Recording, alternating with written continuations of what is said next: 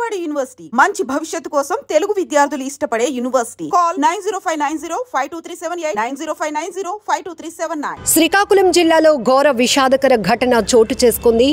ముగ్గురు కార్మికులు అనుమానాస్పద మృతి తీవ్ర కలకలం రేపుతోంది. మెలియాపుట్టి మండలం దీనబంధుపురానికి సమీపంలో ఉన్నటువంటి విఆర్టీ గ్రానైట్ క్వారీలో ముగ్గురు కార్మికులు ముక్కలుగా తీవ్రమైనటువంటి అనుమానాస్పద రీతిలో మృతి చెంది ఉండటం ఇప్పుడు సంచలనంగా మారింది.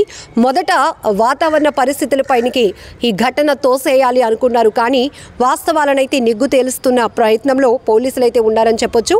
పిడుగుపాటుకు ముగ్గురు చనిపోయారని మొదట వార్త నమ్మించడానికి ప్రయత్నం చేసినప్పటికీ కూడా తర్వాత విఆర్టీ గ్రానైట్ క్వారీలో ముగ్గురు కార్మికులు కూడా పనిచేస్తూ అక్కడ అనుమానాస్పద రీతిలో మృతి చెంది ఉండటం ఇప్పుడు తీవ్రంగా కలకలం రేపుతోంది. పూర్తి స్థాయిలో అనేక అనుమానాలు కూడా వ్యక్తమవుతున్నాయి. క్వారీని అయితే మాత్రం పూర్తిగా పోలీసులు తమ ఆధీనంలోనికి తీసుకున్నారని చెప్పొచ్చు. ఎందుకంటే పెద్ద ఎత్తున మృతుల బంధువులు కూడా అక్కడికి చేరుకుంటున్నటువంటి పరిస్థితి ఉంది. అలాగే చుట్టుపక్కల గ్రామస్తులు కూడా విషాదకర వార్త విని అక్కడికి చేరుకున్నారు. పోలవరం మండలం టెక్కలి పోలవరంకి చెందినటువంటి ఇద్దరు కార్మికులు, అలాగే తమిళనాడు రాష్ట్రానికి చెందినటువంటి ఒక కార్మికుడిగా పోలీసులు అయితే గుర్తించడం జరిగింది. ఐ డ్రీమ్ స్క్రీన్ పైన మీరు చూస్తున్నారు. మృతులు ఎవరైతే ముగ్గురు కార్మికులు ఈ క్వారీ ఘటనకు సంబంధించి అనుమానాస్పద రీతిలో మృతి చెంది ఉన్నారు, వారి యొక్క ఫొటోస్ అయితే ఇవి రివీల్ చేయడం జరిగింది పోలీసులు. పూర్తి విచారణ తర్వాత ఈ క్వారీలో జరిగినటువంటి ఘటనకు సంబంధించిన వాస్తవాలు బయటకు రాబోతున్నాయి. అయితే అసలు ఏం జరిగింది, పూర్తి డీటెయిల్స్లోనికి వెళ్దాం. శ్రీకాకుళం జిల్లా మెలియాపుట్టి మండలం దీనబంధుపురం సమీపాన దబ్బగూడ రెవెన్యూ పరిధిలోని మనీషా కోనపరెడ్డికి చెందిన విఆర్టీ గ్రానైట్ క్వారీలో ముగ్గురు కార్మికులు శుక్రవారం అనుమానాస్పద స్థితిలో మృతి చెందారు. టెక్కలి మండలం పోలవరం గ్రామానికి చెందిన తిర్గంగి రామారావు, బడబంద అప్పన్నతో పాటు తమిళనాడు రాష్ట్రానికి చెందిన వంగ వేణు అర్ముగం అనే మేస్త్రి రోజు మాదిరిగానే శుక్రవారం ఉదయం క్వారీలో విధులకు వెళ్లారు. అయితే శుక్రవారం సాయంత్రం చీకటి పడుతున్న సమయంలో పిడుగుపడి ఆ ముగ్గురు మృతి చెందినట్టు కుటుంబ సభ్యులకు క్వారీ యజమాని సమాచారం ఇచ్చారు. కానీ కుటుంబ సభ్యులు క్వారీ వద్దకు వచ్చేలోపే మృతదేహాలను ఒక వ్యాన్లో వేసి కొండపై నుంచి కిందకు దింపేశారు. దీంతో కుటుంబ సభ్యులకు అనేక అనుమానాలు రేకెత్తి గ్రానైట్ యజమానితో వాగ్వాదానికి దిగారు. పిడుగుపడి వారు మృతి చెందలేదని, బాంబ్ బ్లాస్టింగ్ అయి ప్రాణాలు కోల్పోయి ఉంటారని ఆరోపించారు. ఈ క్రమంలో ఉద్రిక్త పరిస్థితి నెలకొనగా పాతపట్నం సీఐ రామారావు, ఎస్ఐ రమేష్ బాబు ఘటనా స్థలికి చేరుకుని పరిస్థితిని పరిశీలించారు. మృతుల కుటుంబ సభ్యులను సముదాయించారు. మృతదేహాలకు పోస్ట్ మార్టం చేసిన తర్వాత ఘటన ఎలా జరిగిందో తెలుస్తుందని వారికి నచ్చజెప్పారు. మృతుల కుటుంబ సభ్యుల ఫిర్యాదు మేరకు ఘటనపై కేసు నమోదు చేసి దర్యాప్తు చేస్తున్నామంటున్నారు పోలీసులు. అయితే ముగ్గురు మృతిపై అనుమానాలు ఎన్నో లేవనెత్తుతున్నాయి. పిడుగుపడి మృతి చెందితే శరీర భాగాలు విడిపోవు, కానీ ఆ ముగ్గురి మృతదేహాలు ఛిద్రంగా కనిపించడంతో ఈ ఘటన ఎలా జరిగిందనే అనుమానాలు రేకెత్తుతున్నాయి. పిడుగుపడి మృతి చెందితే పోలీసులకు కుటుంబ సభ్యులకు సమాచారం అందించాలి, కానీ అలా కాకుండా మృతదేహాలను కుటుంబ సభ్యులు ముందే కొండపై నుంచి కిందకు దించేయడంపై అనుమానాలు వ్యక్తమవుతున్నాయి. గ్రానైట్ క్వారీలో రాయిని విడగొట్టేందుకు కొన్ని సందర్భాల్లో బాంబులు అమర్చి పేల్చుతుంటారు. బాంబ్ బ్లాస్ట్ అయ్యే సమయంలో పక్కనే ఉన్న ఈ ముగ్గురికి రాళ్లు తగిలి మృతి చెంది ఉంటారని పలువురు అనుమానిస్తున్నారు. ఛిద్రమైన మృతదేహాలను చూసి కుటుంబ సభ్యులు బోరున విలపిస్తున్నారు. ఉపాధి కోసం క్వారీకి వెళ్తే కానరాని లోకాలకు తరలిపోయారంటూ రోధిస్తున్నారు. ఇక తమకు దిక్కెవరని కన్నీటి పర్యంతమవుతున్నారు. ఈ ఘటనతో పోలవరం గ్రామంలో విషాద ఛాయలు అలముకున్నాయి.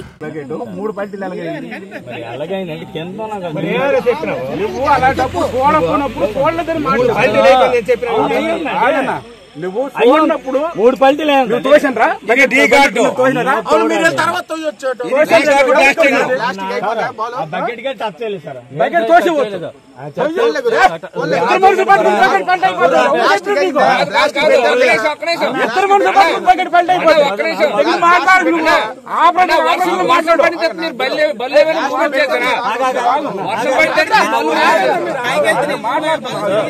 లైట్లు ఉన్నాయా?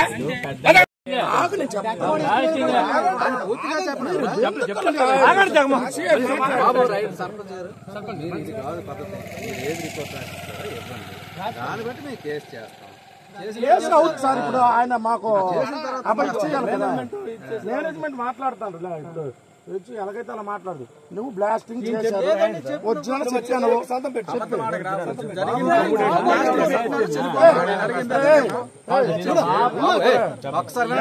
సర్పంచ్ గారు మా ఎదురుగా మీరు బ్లాస్టింగ్ చేసిందా లేదా నువ్వు మాకు రోజు తిరిగినోడు పోయింది అందరి కడ కరెక్ట్ చెప్పి నీతోటి ఆలు పని చేసుకున్నాడే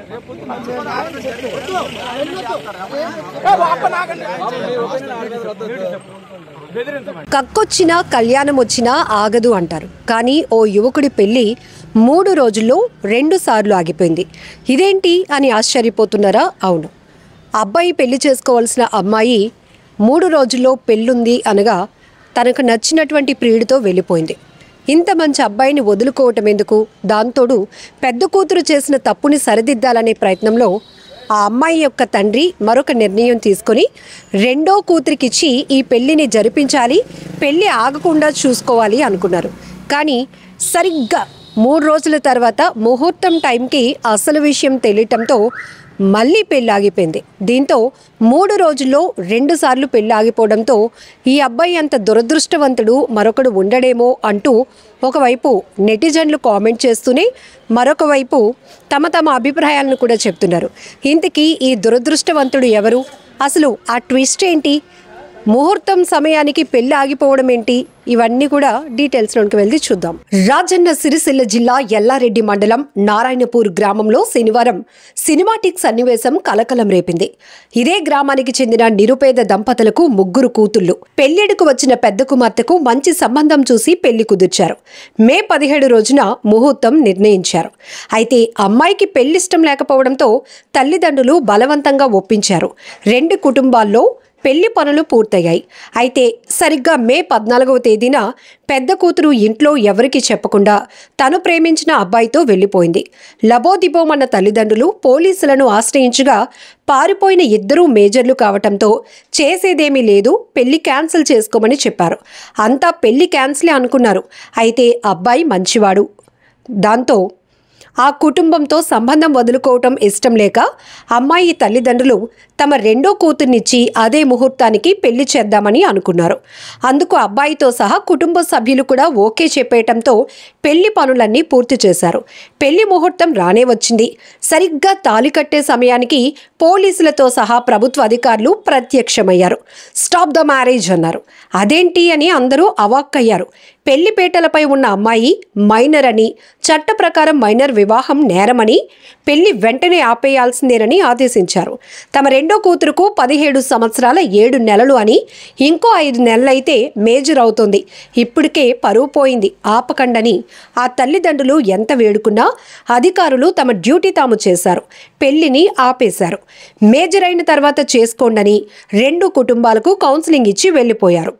3 రోజుల వ్యవధిలో 2 సార్లు పెళ్లి ఆగిపోవడంతో వరుడు ఎంతో కుంగిపోయాడు.